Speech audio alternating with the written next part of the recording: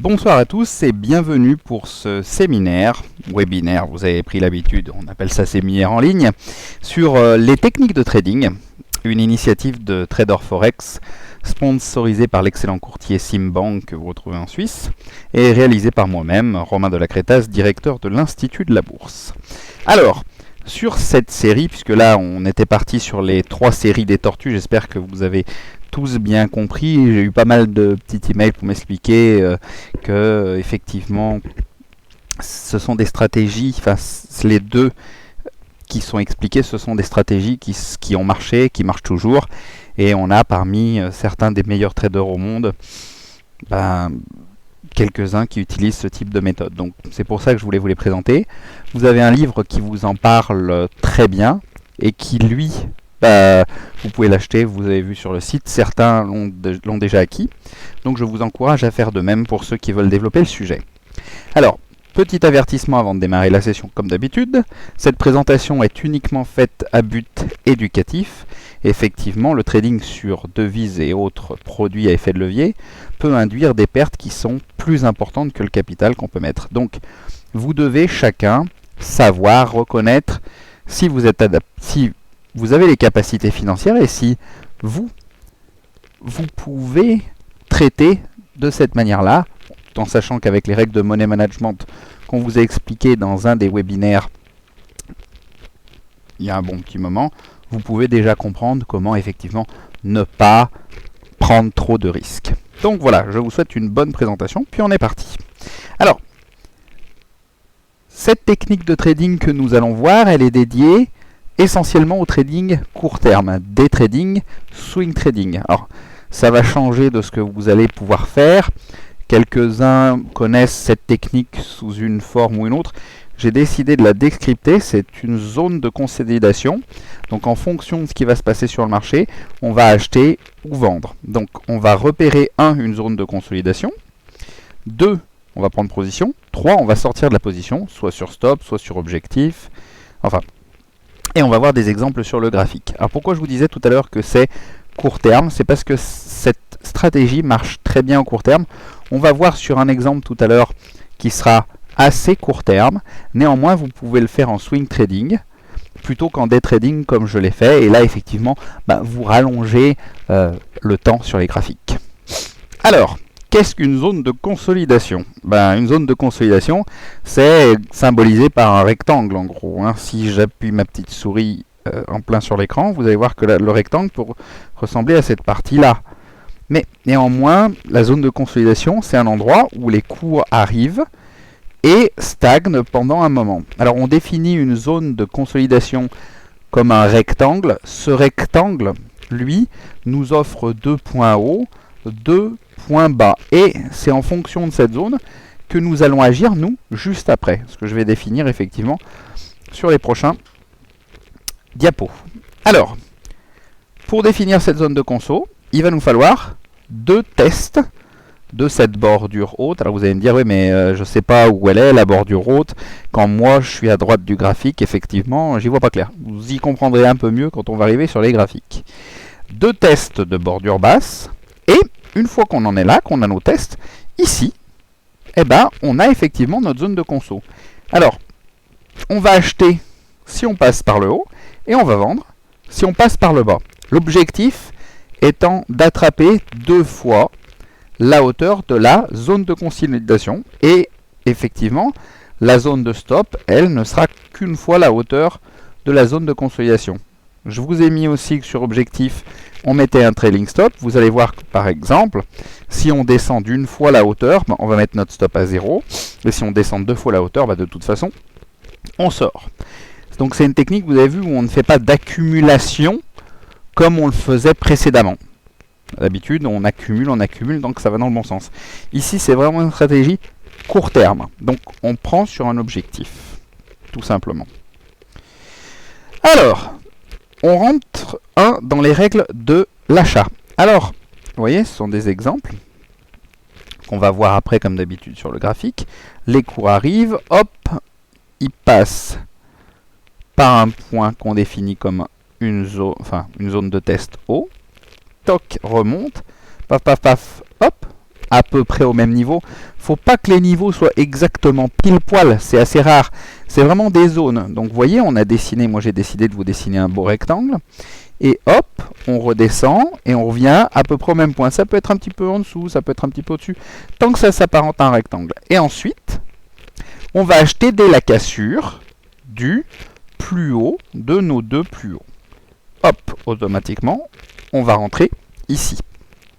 Et ensuite, on va placer un stop sous le plus bas et on va appliquer nos règles de money management. Vous vous en souviendrez très bien, puisque c'est pas très compliqué. Pour 1000 ou pour 100, eh bien, on va faire 100 divisé par la différence des deux, ou 1000 divisé par la différence des deux. Ça va nous donner le montant à investir, tout simplement.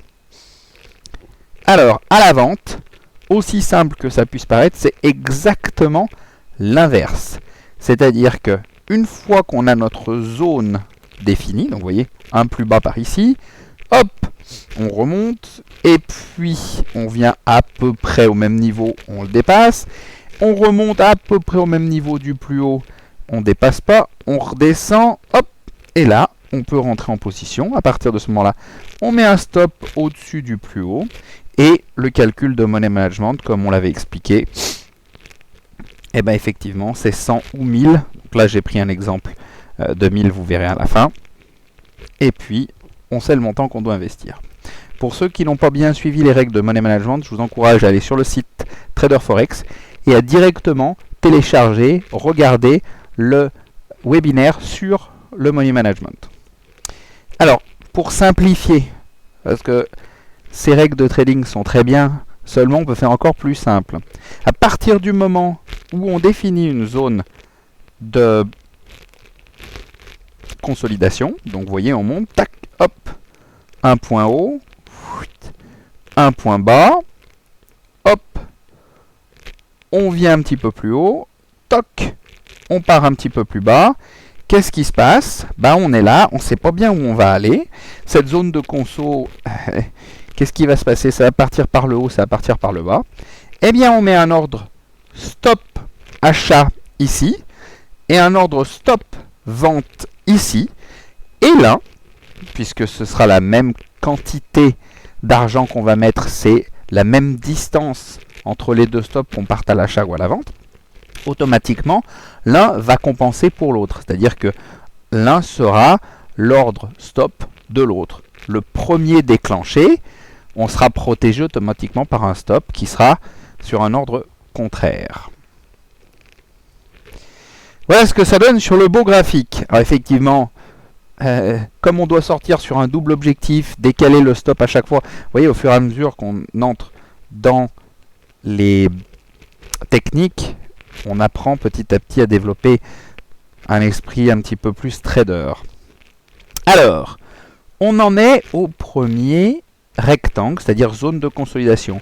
Plus haut, plus bas, un nouveau plus haut, un nouveau plus bas. Paf, on est dans cette zone-là. Qu'est-ce qui se passe? Eh bien, quand on passe au-dessus, on rentre. Et on place l'objectif à 2 fois cette hauteur-là. Donc là, là. Alors, ce qui va se passer, une fois qu'on est rentré, allez, toc, toc, toc, toc, toc, toc, toc. Et alors là, il se repasse la même chose. Une zone de consolidation. Donc, on rentre aussi. Mais on n'est toujours pas sorti de la première. Après, on est sorti sur objectif. Ensuite, une nouvelle zone de consolidation. Hop, on rentre. Encore, donc ça c'est le premier objectif qui est atteint. Et notre troisième objectif est atteint. On le verra directement dans le fichier correspondant un petit peu plus tard. Puis après, le cours redescend. Vous voyez une belle zone de consolidation ici aussi. Paf, on passe en dessous des plus bas. Alors, eh bien, on n'arrive pas à descendre plus bas que les deux hauteurs que nous voudrions calculer, nous, pour atteindre notre objectif. Néanmoins, on a atteint une fois. En atteignant une fois, on décale notre stop à 0. Donc, au pire des cas, on est break-even. Et il continue à descendre. Tant qu'on n'a pas notre objectif, eh bien, on reste, si vous voulez, dans la position. Et hop, elle remonte. Paf! Notre stop, vous voyez bien qu'il est exécuté à 0. Donc, on n'a rien gagné, on n'a rien perdu. Et puis là, une autre zone se définit. Vous voyez, avec un plus bas qui est ici, un plus haut qui est là, un plus bas ici, un plus haut là, et là, hop, on redescend, et pan, on part comme une fusée, puis alors là, effectivement, l'objectif, lui, est atteint assez rapidement. Ceci s'est passé sur la journée du vendredi 20 février 2009, journée d'expiration des contrats futurs et options. Regardez ce qui s'est passé, c'est assez impressionnant, mais bon. Alors, sur notre petit fichier, on a bien mis un risque de 100 à chaque fois. On est rentré à l'achat sur la première, sur la deuxième, sur la troisième, la quatrième on rentre à la vente et la cinquième on rentre à l'achat. Et donc, je vous encourage après à aller télécharger le PDF pour bien revenir sur ces chiffres-là. L'objectif qui était le double de ce qu'on était, de la différence entre l'ordre d'achat et l'ordre de vente. Donc à chaque fois qu'on a gagné, on a gagné 200 $. Chaque fois qu'on aurait perdu, on aurait perdu 100 $. Mine de rien, c'est jamais arrivé. Le quatrième, vous vous souvenez, pour l'ordre de vente, on n'est jamais allé jusqu'à l'objectif. Donc à ce moment-là, on est revenu sur le stop, on sort à 0. Tout ça, c'est tout frais inclus. Hein. C'est ce que je vous expliquais à chaque fois avec les devises, c'est assez simple. Et puis le dernier ordre. Donc pour un risque de 100 à chaque fois, on a réussi sur cette journée à faire 800 $ de gain. Ceci a été fait sur l'euro-dollar.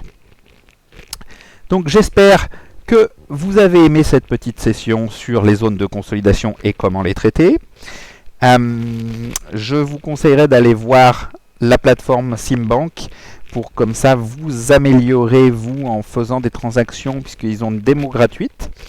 Et je remercie encore Trader Forex pour son initiative et bien évidemment Simbank pour sponsoriser ces webinaires. Je vous dis au prochain webinaire, à bientôt.